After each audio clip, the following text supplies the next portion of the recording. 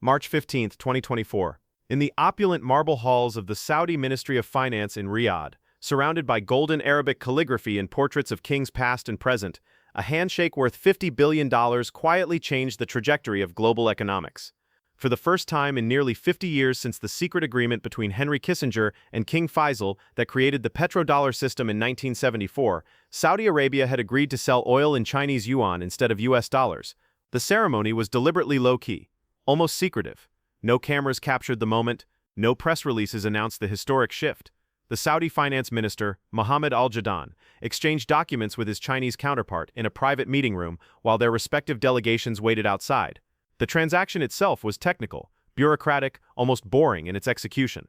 But its symbolic value was immeasurable, reverberating through central banks and treasury departments from Washington to London to Tokyo.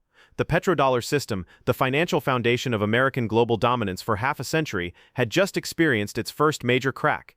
Most Americans never heard about what happened in Riyadh that day. The story was buried on page 6 of the Financial Times, overshadowed by presidential campaign coverage, celebrity scandals, and social media outrage cycles. Cable news networks devoted more time to analyzing Taylor Swift's latest Instagram post than to understanding how the economic order that had enriched America for generations was beginning to crumble. But in the war rooms of central banks from Beijing to Moscow, from New Delhi to Brasilia, that handshake was being studied with the intensity usually reserved for military intelligence. Because what happened in Saudi Arabia was not just a business transaction between two countries seeking better trade terms, it was the opening shot in a financial war to dethrone the US dollar as the world's reserve currency. And if China succeeds in this campaign, it will reshape global power dynamics in ways that most Americans cannot begin to imagine. To understand why this matters, why a single oil deal could threaten American prosperity and global influence, you need to understand the almost mystical power that comes with controlling the world's reserve currency. The dollar does not rule the global economy because it is the most stable currency or the most valuable, or backed by the most gold. The dollar rules because in 1944, at the height of American power following World War II, the United States made sure it would. At the Bretton Woods Conference in New Hampshire, as the Allied powers planned for the post-war economic order, America held all the cards. It had the world's largest gold reserves, the most powerful military, the only major economy untouched by wartime destruction, and the political leverage that comes with being on the winning side of history's greatest conflict. When the conference delegates created a new international monetary system, they had little choice but to build it around American currency and American interests. The Bretton Woods system made the dollar as good as gold, literally convertible to precious metal at a fixed rate. Other currencies were pegged to the dollar, and the dollar was pegged to gold. America became the world's banker, and American currency became the foundation of international trade. For nearly 3 decades, this system worked exactly as designed, channeling global commerce through American financial institutions and giving the United States unprecedented influence over the world economy. But by 1971, the costs of the Vietnam War and domestic social programs had forced America to print more dollars than it could back with gold reserves. President Richard Nixon made a decision that seemed like a retreat, but turned out to be a masterstroke. He ended the dollar's convertibility to gold, effectively abandoning the Bretton Woods system that had made America the world's financial center. What Nixon did next was even more ingenious. Working with Secretary of State Henry Kissinger, his administration negotiated a secret agreement with Saudi Arabia and other oil-producing nations. The deal was simple but revolutionary. These countries would sell their oil exclusively in US dollars, and in exchange, America would protect their regimes militarily and invest their petrodollar revenues back into US Treasury bonds and American financial markets. The petrodollar system created a perfect economic circle that has enriched America for 50 years. Countries around the world need dollars to buy oil, the world's most essential commodity.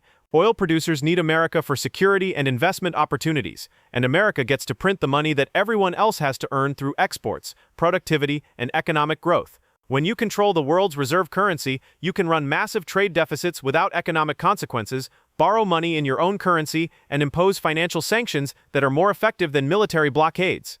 Economists call this advantage exorbitant privilege, the ability to tax the entire world through inflation and monetary policy. The rest of the world has a different name for it: financial colonialism.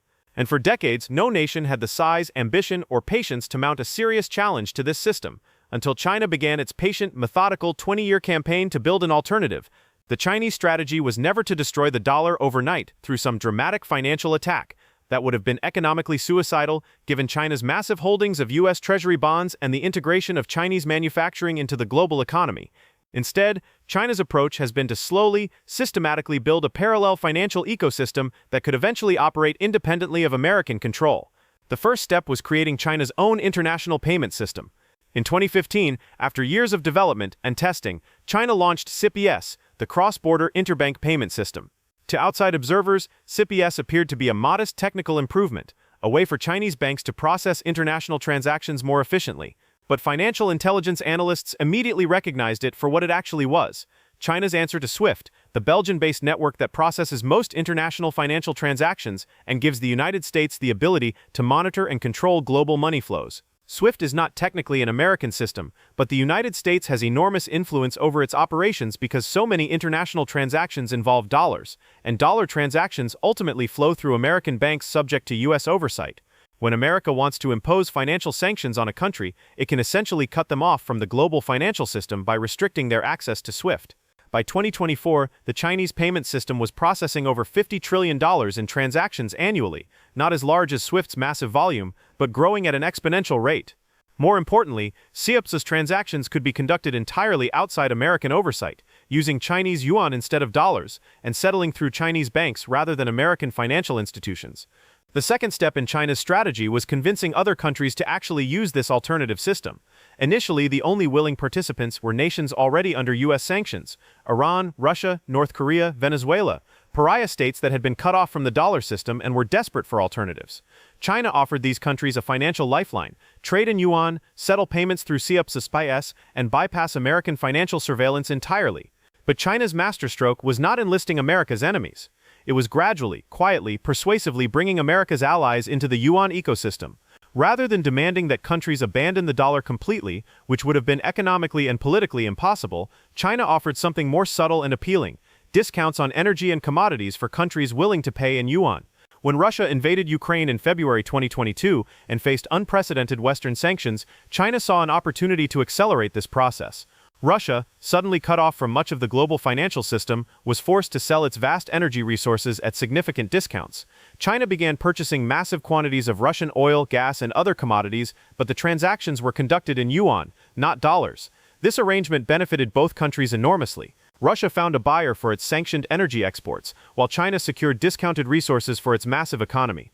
But the broader implications were staggering. Some of the world's largest energy trades were now happening outside the dollar system entirely. The precedent had been established, and other countries were paying close attention. The breakthrough that would make headlines around the world came with Saudi Arabia's decision to accept yuan for oil sales. The kingdom had been America's most reliable partner in maintaining the petrodollar system since 1974.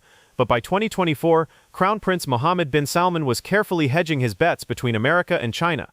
Several factors drove this historic shift. The United States was reducing its military presence in the Middle East as part of its pivot to Asia strategy, making Saudi Arabia feel less secure under the American security umbrella. China had become the kingdom's largest trading partner and was offering to purchase more Saudi oil than any other customer. Perhaps most importantly, American criticism of Saudi human rights practices, particularly following the murder of journalist Jamal Khashoggi, had strained the traditional relationship, while China offered a no-questions-asked approach to bilateral relations. The handshake in Riyadh was not just about one oil deal. It was about the emergence of a new financial architecture that could operate independently of American control. Within weeks of the Saudi announcement, the domino effects became visible around the world. Brazil, the largest economy in South America, announced it would begin settling trade with China in their respective currencies, bypassing dollars entirely. India, despite its strategic partnership with the United States, began purchasing Russian oil using rupees and yuan. Argentina, facing its own currency crisis, signed a massive currency swap agreement with China. Even France, a founding member of NATO and one of America's oldest allies, announced plans to issue bonds denominated in yuan, the first time a major European power had borrowed money in Chinese currency. But China's most ambitious project was still in development. At the BRICS summit in Kazan, Russia, in November 2024, the leaders of Brazil, Russia, India, China, and South Africa engaged in discussions that would have been unthinkable just a decade earlier: the creation of a common BRICS currency for international trade. The proposal was complex and still preliminary, but its implications were revolutionary. BRICS countries collectively represent 45% of the world's population and 35% of global GDP. If these nations could create a stable mechanism for trading with each other without using dollars, they would eliminate hundreds of billions of dollars in annual demand for U.S. currency. The dollar would remain important for many international transactions, but it would no longer be indispensable for a significant portion of global trade. The technical challenges of creating a BRICS currency are substantial. The member countries have different economic systems, development levels, and monetary policies. Creating a common currency would require unprecedented cooperation and coordination. But China has been working on technological solutions that could make such cooperation possible. The People's Bank of China has been developing and testing a central bank digital currency, the digital yuan or DCEP, since 2020. Unlike cryptocurrencies like Bitcoin, which operate outside government control, the digital yuan is backed by the Chinese government and integrated directly into China's massive domestic economy. By 2025, over 500 million Chinese citizens were using the digital yuan for daily transactions. The genius of the digital yuan for international trade is that it makes cross-border transactions faster, cheaper, and more private than the traditional dollar-based system. When two countries trade using digital yuan, they do not need correspondent banks, SWIFT networks, or Federal Reserve oversight. The transaction happens instantly, peer-to-peer, with China earning a small processing fee. It is like creating PayPal for countries, but controlled by Beijing rather than Silicon Valley. China has been actively promoting digital yuan adoption in developing countries, offering technical assistance and financial incentives to any nation willing to experiment with Chinese digital currency systems. Over 40 countries have expressed interest in yuan-based digital payment systems, including major economies like Indonesia, Thailand, and Nigeria. Meanwhile, the United States has been struggling to develop an effective response. The Federal Reserve began studying a digital dollar in 2021, but the project faces political and technical obstacles that China's authoritarian system does not encounter. Americans are deeply suspicious of government surveillance of their financial transactions. Congress is concerned about privacy and federal overreach. Banks are lobbying against any digital currency that might reduce their profits or eliminate their role as intermediaries. While American policymakers debate and delay, China is rapidly expanding its financial influence. The Bank for International Settlements reported in 2024 that yuan-denominated international transactions had increased by 300% over 3 years. The share of global foreign exchange reserves held in yuan reached 15%, up from just 2% a decade earlier. The economic implications of losing reserve currency status would be catastrophic for American living standards. The United States has been able to maintain massive trade deficits, buying more from the world than it sells, because other countries need dollars for international transactions. If the dollar loses this special status, America would be forced to balance its international accounts, like every other country. This would mean dramatically higher interest rates to attract foreign investment, significant inflation as import prices rise, and a potential collapse in the value of the trillions of dollars in treasury bonds that finance the federal government. The American middle class, which has benefited enormously from cheap imported goods paid for with printed dollars, would face a sharp decline in purchasing power, but the geopolitical implications would be even more profound. The nation that controls the world's primary reserve currency essentially controls the global financial system. It can decide which countries can trade freely with each other. It can monitor every major international transaction. It can impose economic sanctions more devastating than naval blockades. For 80 years, this power has belonged to the United States. It has been the invisible foundation of American global leadership, more important than aircraft carriers, nuclear weapons, or military bases. America's ability to shape global events through economic pressure has depended entirely on other countries' need for dollars. If China succeeds in creating a viable alternative financial system, the United States will lose this unique source of global influence. American sanctions will become less effective. American monetary policy will have less impact on the global economy. America will still be a major power, but it will no longer be the indispensable power that shapes the rules of the international system. The war for monetary supremacy is being fought in central bank conference rooms and international trade negotiations rather than on traditional battlefields. China is not trying to conquer American territory or destroy American cities. They are trying to free the world from American financial control by offering an alternative that is faster, cheaper, and free from Washington's political conditions. Every yuan-denominated oil sale, every CIPS transaction, every digital currency pilot program represents another small victory in this invisible financial war. China does not need to completely destroy the dollar to win this competition. They simply need to create a viable alternative that gives other countries a choice for the first time in generations. And once that choice exists, economic gravity will do the rest. Countries will gradually shift toward the system that offers them better terms, fewer restrictions, and greater sovereignty over their own economic decisions.